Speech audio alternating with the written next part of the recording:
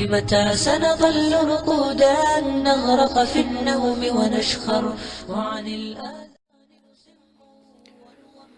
صدقه برای مردگان در شبهای جمعه، یعنی به اصطلاح بیگاه جمعگی. سوال: بعضی مردم هر بیگاه جمعه طعام پخته به مسجد میبرند. آیا این در شریعت و در مذهب حنفی درست است یا نه؟ جواب: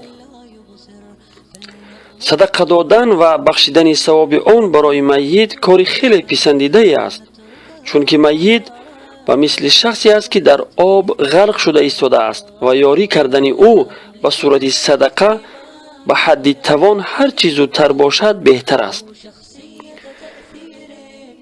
در صدقه دادن حال فقیران و کمبغلان رعایت شود، یعنی هر چی که برای فقیران منفعتناکتر باشد ثواب بیشتری دارد و این معلوم است که پول دادن به فقیران و کمبغلان زیاده منفعتناکتر است. هر نیاز و حاجتی که داشته باشند با پول و پیسه پره می شود، اما در صورت طعام دادن در شبهای جمعه حاجتهای ضروری آنها برآورده نمی شود. شاید به لباس، دارو، ادای قرض و غیره محتاج باشند که این تنها به صورت پول و پیسه دادن ادا می شود. اگر در بیگاه جمعه به جای طعام به فقیران پول و پیسه دهد کار پسندیده است، به شرطی که این کار را به خود لازم و ضروری نداند. در صورت طعام دادن تنها فقیران و کمبغلان فایده نمی برند، بلکه هر کسی که در مسجد حاضر باشد اگرچه مالدار و ثروتمند هم باشد و به آن محتاج نباشد از آن طعام می خورد و صرف کردن این طعام به جای ثروتمندان به کمبغلان و فقیران زیاده موجب اجر و ثواب است. در صدقه هر چیزی که از ریا و خودنمایی دورتر باشد بهتر است و معلوم است که در صورت صدقه دادن پول به طور پنهانی هیچ ریاکاری دیده نمی شود، اما به مسجد طعام بردن از ریا و خودنمایی خالی نمی باشد. علامه شامی حنفی رحمت الله علیه در فتاوای خود در این بابت نوشته است: و همه این کارها برای ریا و خودنمایی است، باید از آن پرهیز نمود، چون که آنها به این کارهای خود رضای خدای تعالی را نمی خواهند.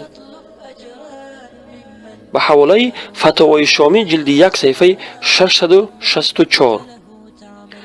اگرچه صدقه دادن در روزهای جمعه یا شب آن فضیلت دارد، لیکن مردم بر این کار خود چنان پابند هستند که گویا صدقه در شب جمعه لازمی و موجب اجر و ثواب است. حتی اگر فرصت صدقه کردن هم باشد انتظار شب جمعه را می نمایند و هر عملی که خود مستحب باشد اما سبب غلط فهمی مردم شود مکروه تحریمی می گردد.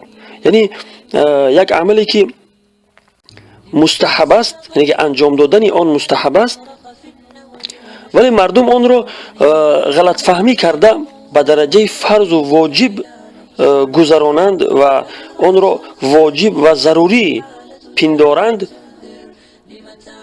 ادا کردن چنین عملی مستحب مکروه تحریمی می‌گردد.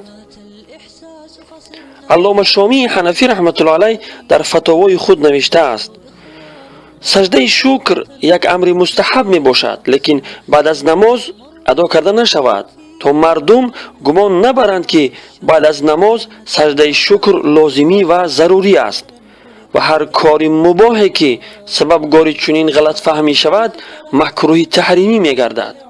به حواله فتاوای شامی جلد 1 صفحه 577 و محمود الفتاوا جلد 1 صفحه 333. برادران عزیز، شما ببینید که سجده شکر اگرچه کاری پسندیده و خوب است، ولی حکم شده است که بعد از نماز ادا کرده نشود، چون که مردم غلط فهمی کرده بعد چند مدت آن را واجب و ضروری میپندارند و ترک کنندگان آن را ملامت میکنند. طعام دادن در بیگاه جمعه نیز عیناً چنین است.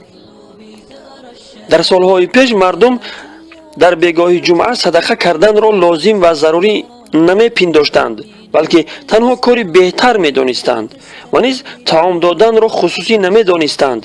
вале баъди гузашти айём мардуми авом онро кори хуб пиндошта чунон аз ҳад гузаронданд, ки ҷоиз будани садақа дар дигар рӯзҳоро фаромӯш карданд ва танҳо таом доданро садақа пиндоштанду бас. пас ин чӣ гуна дину мазҳабе аст, ки мардуми авом онро пешбарӣ карда суханони олимони мазҳаби худро пайравӣ намекунанд ва ҳар коре ки дар назари онҳо хуб намояд, бе таълимоти пайғамбар саллаллоҳу алайҳи ва саллам ва ёронаш радияллоҳу анҳум аҷмаин ба он амал менамоянд. худоё ҳақиқатро ба мо равшан гардон ва ҳамаи моро ҳидоят фармо. وتخادع أفلا تخجل إن الله عليم لن تخدعه أو تستغفر فغدا إن لن ترى